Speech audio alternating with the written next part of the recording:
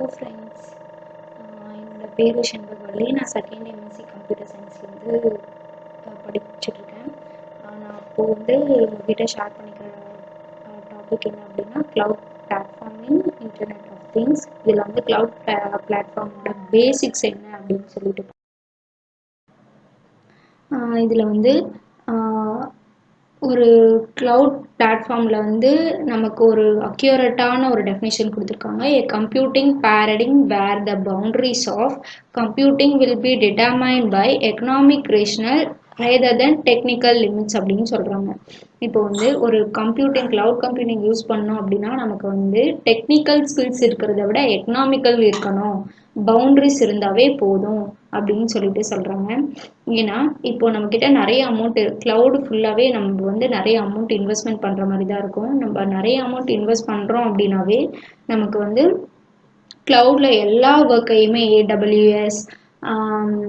AWS Amazon service இந்த மாதிரி எல்லா ஒர்க்கையுமே S3 இந்த மாதிரி எல்லா ஒர்க்கையும் ஸ்ப்ளிட் பண்ணி கொடுக்கறது. நம்ம க்ளவுட் கம்ப்யூட்டிங்கில் அமௌண்ட் கொடுத்து க்ளவுட்லேயே எல்லா ஒர்க்கையுமே பண்ணிடலாம். பட் டெக்னிக்கல் லிமிட்ஸில் என்ன பண்ணோம்னா தனித்தனியாக அமேசான் சர்வீஸ்க்கு ஒன்று, அப்புறம் ஏடபிள்யூஎஸ்க்கு ஒன்று, அந்த மாதிரி நம்ம ஒருத்தர் டெக்னிக்கல் இதில் வச்சு பண்ணுற மாதிரி இருக்கும். அதனாலேயே ப்ரொஃபஸர் ராம்நாத் செல்லப்பா ரொம்ப அக்யூரேட்டாக ஒரு க்ளவுட் கம்ப்யூட்டிங்க்கு ஒரு டெஃபினேஷன் கொடுத்துருக்காங்க. அது கண்டிப்பாக ஒரு க்ளவுட் கம்ப்யூட்டிங்கோட பேரடைம் எப்படி இருக்கணும்னா பவுண்டரிஸ் ஆஃப் கம்ப்யூட்டிங் ஒரு எக்கனாமிக் ரேஷனபிளை டிஃபைன் பண்ணுது. நெக்ஸ்ட் 3 சர்வீசஸ் இருக்கு. Infrastructure as a service, software as a service, platform as a service. Infrastructure as a service அப்படின்னா என்ன அப்படின்னா சப்ஸ்கிரிப்ஷன் அமௌண்ட். ஒரு இன்ஃப்ராஸ்ட்ரக்சரை அவங்க கைட் பண்ணி வச்சுருப்பாங்க, ஆல்ரெடி ப்ரீடிஃபைன்டாக ரெடி பண்ணி வச்சுருப்பாங்க. அந்த இன்ஃப்ராஸ்ட்ரக்சரை இவங்க ஒரு சப்ஸ்கிரிப்ஷன் அமௌண்ட்டை மட்டும் பே பண்ணிவிட்டு அதை இவங்க யூஸ் பண்ணிப்பாங்க. இப்போது எப்படி அப்படின்னா நம்ம ப்ளே ஸ்டோரில் யாராவது அப்ளிகேஷன் பண்ணி நமக்கு ப்ளே ஸ்டோரில் அப்லோட் பண்ணியிருப்பாங்க. நம்ம அதை போயிட்டு நம்மளோட ரீசார்ஜ் அமௌண்ட்டை இன்வெஸ்ட் பண்ணி அதை இன்ஸ்டால் பண்ணுறோம். அதுவும் இல்லாமல் நம்மளுக்கு பிளானிங் கேட்கும். அமௌண்ட் இவ்வளோ அமௌண்ட் கொடுத்தாங்கன்னா அவங்களால இந்த ஆப்பை யூஸ் பண்ண முடியும் அப்படின்னு சொல்லிட்டு அக்ரி டிஸ்அக்ரி அமௌண்ட் பே பண்ணணும் அப்படின்னு சொல்லிட்டு கேட்கும். ஸோ இந்த மாதிரி இன்ஃப்ராஸ்ட்ரக்சர் இது பண்ணிக்கலாம். அதை யார் வேணால் அவங்களோட நெசசிட்டிக்கு தேவை மாதிரி யூஸ் பண்ணிக்கலாம். அதுதான் infrastructure as a service. Software as a service என்னன்னா ஒரு அப்ளிகேஷனையே ஒரு சாஃப்ட்வேரே அவங்க ரெடி பண்ணி வச்சுருப்பாங்க.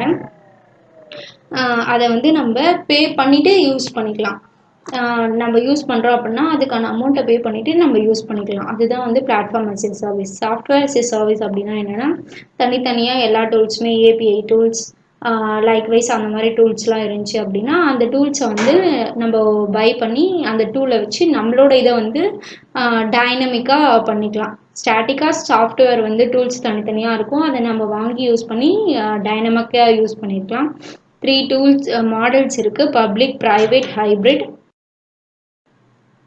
இப்போ IoT cloud platforms bring together capabilities of IoT devices. இதில் என்ன சொல்ல வராங்க அப்படின்னா cloud platformல end to end service, அப்புறம் இது டேர்ம்ஸை cloud service IoT பிளாட்ஃபார்மாக கொடுக்குறாங்க.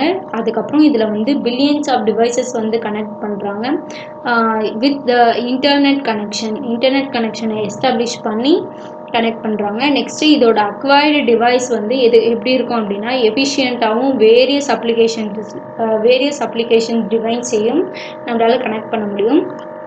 நெக்ஸ்ட்டு ஒரு டிவைஸ்லேயும் multiple sensors connected to the க்ளவுடில் நிறைய டிவைசஸ் இருக்கும், நிறைய சென்சார்ஸ் இருக்கும், நிறைய கேட்வேஸ் இருக்கும். கேட்வேஸ் வழியாக தான் நிறைய க்ளவுடு டிவைஸு இதெல்லாம் கனெக்ட் பண்ணுறாங்க.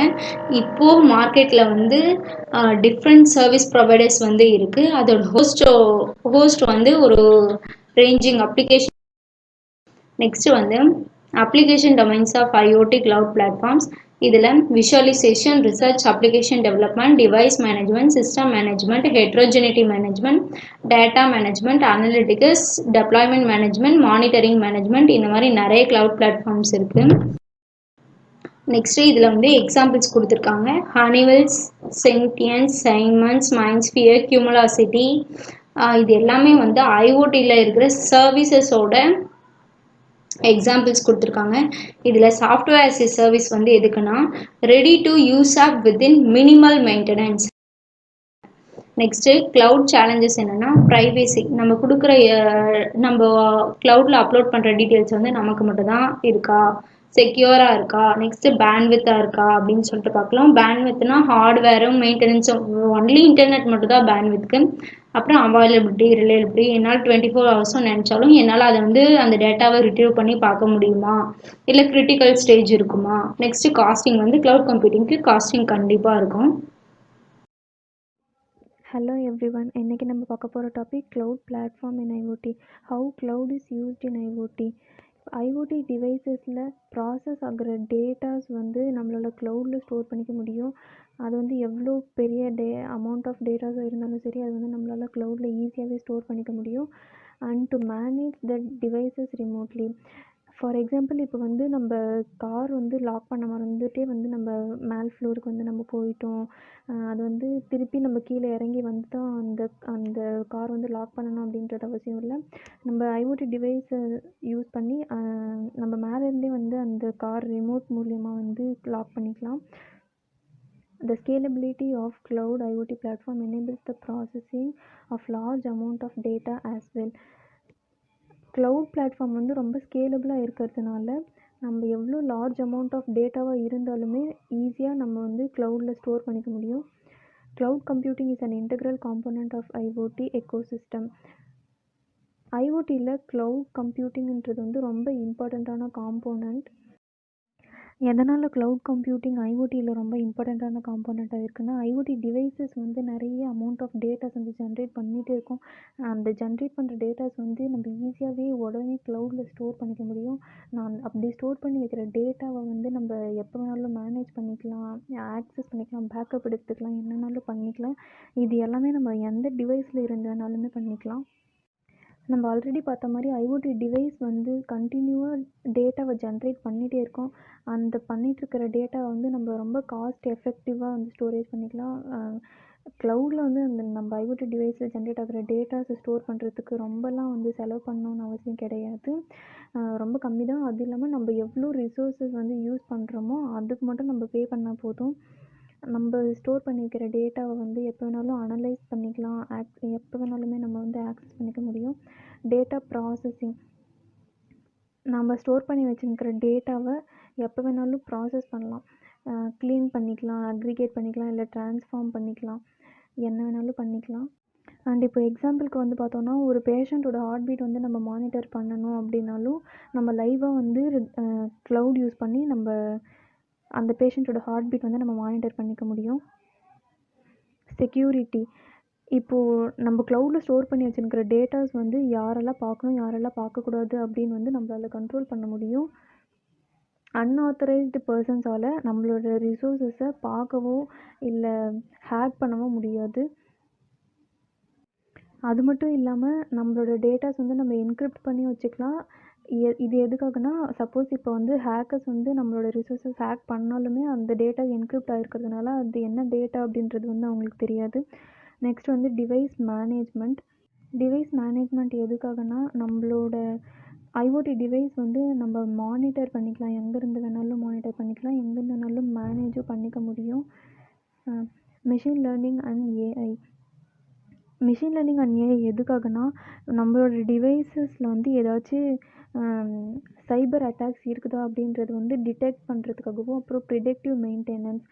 இப்போது சில டிவைசஸ்லாம் யூஸ் பண்ணி இப்போ எர்த்குவேக் வருதுன்னா அது வந்து நம்ம முன்னாடியே ப்ரெடிக்ட் பண்ண முடியும் சில ஐஓடி டிவைசஸ் யூஸ் பண்ணி. அண்ட் தென் வெதர் ஃபோர்காஸ்ட் பண்ணுறதுக்குமே வந்து நம்ம ஐஓடி டிவைசஸ் தான் யூஸ் பண்ணும். இதெல்லாம் வந்து மிஷின் லேர்னிங் அண்ட் ஏஐயில் வரும். IoT application development. இப்போ க்ளவுடில் வந்து நிறைய டூல்ஸ் இருக்கும் நம்ம அப்ளிகேஷன் டெவலப் பண்ணுறதுக்காக. அதை யூஸ் பண்ணி நம்மளால் கஸ்டம் ஐஓடி அப்ளிகேஷன்ஸை வந்து டெவலப் பண்ணிக்க முடியும். அதில் வந்து நிறைய ப்ரோக்ராமிங் லாங்குவேஜஸ் இருக்கும் அண்ட் நிறைய டூல்ஸும் இருக்கும். எந்த லாங்குவேஜ் வேணாலும் நம்ம யூஸ் பண்ணிக்கலாம், எந்த டூல் வேணாலுமே நம்ம யூஸ் பண்ணிக்கலாம். Cost optimisation. க்ளவுட் வந்து பே ஆஸ் யூ கோ மாடலில் தான் வந்து ஒர்க் ஆகுது. அதனால் நம்ம எவ்வளோ ரிசோர்ஸஸ் வந்து யூஸ் பண்ணுறோமோ அதுக்கான அமௌண்ட் மட்டும் நம்ம பே பண்ணால் போதும்.